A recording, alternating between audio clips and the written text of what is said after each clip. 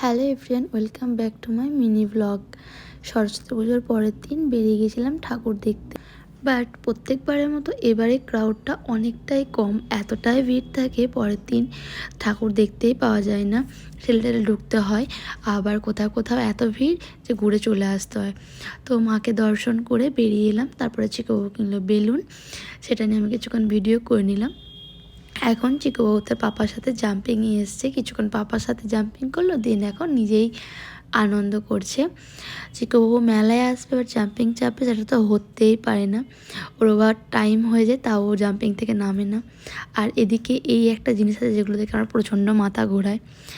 So last আমরা এলাম পাম্পুতলায়, এখানে মায়ের দর্শন করে তারপর আমরা বেরিয়ে গেছিলাম বাড়ির উদ্দেশ্যে। আর এই জায়গাটার এখানটা প্রচণ্ড ফাঁকা জায়গায়, চিকোবাবু অনেকক্ষণ এখানে ছিল, বাড়ি আসতেই চাইছিল না। তো আজকের মতো মিনি ব্লগটা এখানে এন্ড করছি। টাটা, দেখাবে নেক্সট ব্লগে।